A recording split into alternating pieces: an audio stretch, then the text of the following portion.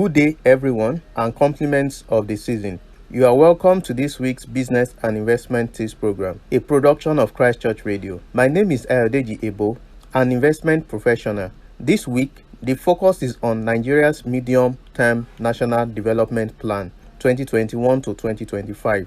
The federal government of Nigeria last week formally launched a new medium-term National Development Plan, 195-page document. This new plan will replace the Economic Recovery and Growth Plan 2017 to 2020. The plan provides details on the focus and goals of the federal government in the next 5 years, with a set implementation target of 60%. The 6 broad objectives of the plans are to A. Establish a strong foundation for a diversified economy with robust MSME growth and a more resilient business environment. B. Invest in critical physical, financial, digital, and innovation infrastructure. C. Build a solid framework and enhance capacities to strengthen security and ensure good governance. D. Enable a vibrant, educated, and healthy population. E. Invest in the social infrastructure and services required to alleviate poverty. And F. Promote development opportunities across states to minimize regional economic and social disparities. Some of the set goals in the new development plan include projected average annual GDP growth rate of 3.8%, increased total employment generation of 25 million jobs within the period, reduced number of Nigerians in poverty by 35 million, and lower poverty rate to 31% by 2025. Projected total federal expenditure of 16.3 trillion by 2025 and total federal revenue of 8.8 trillion by 2025. Expected annual direct investment flow of 1.3 trillion by 2025. Proposed funding and strategy. The plan requires an investment size of 348.7 trillion over the 5-year period.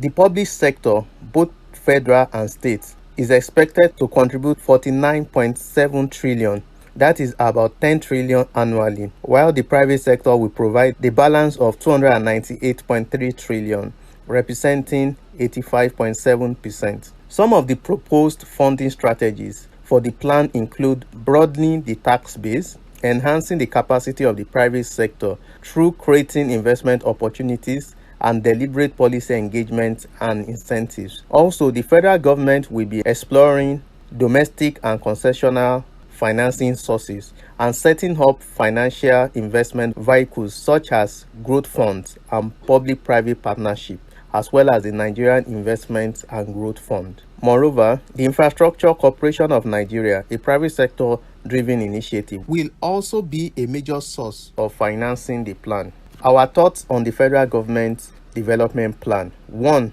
We are less optimistic that this new plan will achieve much, given the poor history of policy implementation in Nigeria. The plan is unlikely to kick off very soon, as 2022 is a pre-election year, and the government's focus will be skewed towards the 2023 election. 2. Investors, both foreign and domestic, will be skeptical about making any meaningful investment in a pre-election year due to the historical trend of policy inconsistency and lack of enforcement of contracts. Also, there is always no buy-in into existing development plans where a different administration governs, even within the same party. We won't be surprised that the new government will come up with another development plan. 3. We expect the economy to stabilize and gain traction from 2024 after the election, as investors receive more clarity on policy direction based on the new government in power. 4.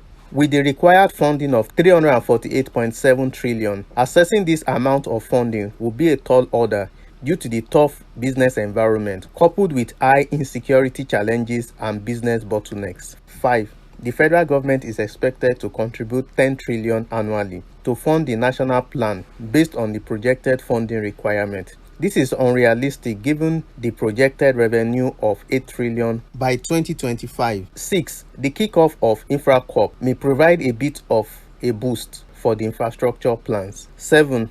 Projected government expenditure of 16 trillion by 2025 is unrealistic given the proposed budget for 2022 passed by the Senate is 17.1 trillion. 8. The federal government continues to depend on oil revenue, with this accounting for about 88% of the total projected revenue for 2025. 9. The projected total debt of 71 trillion by 2025 means that debt servicing to actual revenue will stay above 100%, reducing the budget's effectiveness. This plan also serves as a bridge for the currently developed long-term development plan called the Nigeria Agenda 2050. Thank you for listening. Please join us same time next week for another exciting and interesting session. For comments and feedback, kindly forward to ccradio@rccgchristchurch.org or send SMS to 07082463747. Merry Christmas.